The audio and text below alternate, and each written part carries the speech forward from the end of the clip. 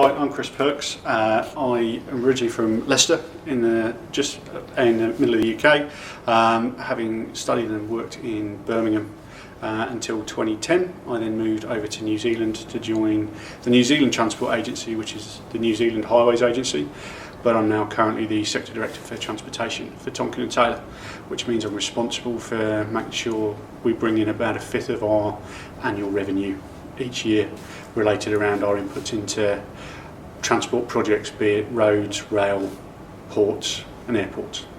One of the things I really enjoy about being in New Zealand is you're only a couple of steps removed from the decision makers when you're looking at big infrastructure projects. So during my time at NZTA, when we had ministerial questions come in, we would draft a response and send it through, and you would get comments back from the minister handwritten on your draft.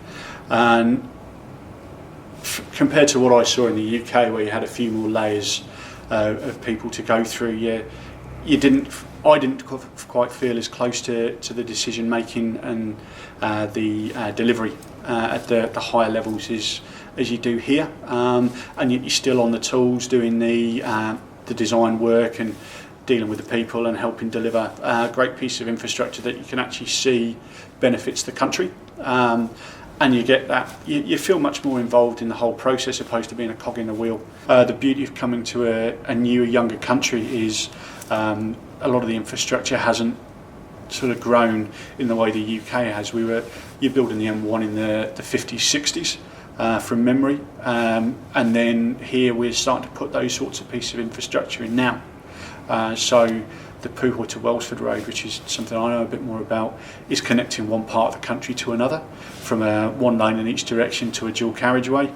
That's a huge step forward for New Zealand, and you get to do that. So you do get to help change the face and believe it in a positive way to help New Zealand survive economically.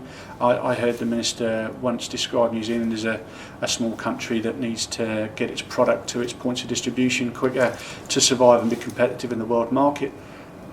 We get to help do that from the work we do and the projects we're involved in, and also some of the projects are really cool and exciting.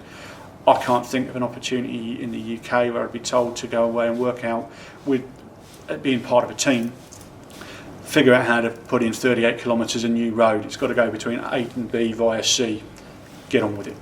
You don't get that blank canvas in the UK because it's more constrained. We have more environmental considerations here, I think, because it's so pristine and beautiful here. So you've got a real onus to make sure your solutions are right and don't significantly impact on the environment, but you have processes to work through there. But it's just a great challenge, and you just go out and put some new stuff in, and it's an awesome place to work, I think. And the new tunnels and the programme of work for infrastructure in the next 10-20 years is incredibly exciting, and from a selfish point of view, reassuring, because there's work. I wouldn't move back to the UK at this point. My life is in New Zealand now. I've got a wife, and we're expecting our first child over here, and I think it's a wonderful environment to bring a kid up in. It's a lot less crime, a lot less intensity. I've got a structure in place where I can keep in touch with my friends and family. Things like Skype, Facebook, WhatsApp really allow you to keep in touch night or day, as well as email, text and mobile phone. So you just learn to deal with the time difference, and you can put that network in place. I think it all comes down to the positive attitude you need to bring when you arrive at a new country. I find New Zealand quite similar in mindset to the UK, and I found it quite easy to acclimatise. What I've found, particularly in New Zealand, there's a lot of expats over here, so you still have those connections. I can still talk about the Premier League football. It's just a shame as an Aston Villa fan we're in the Championship this year, so there's less to talk about.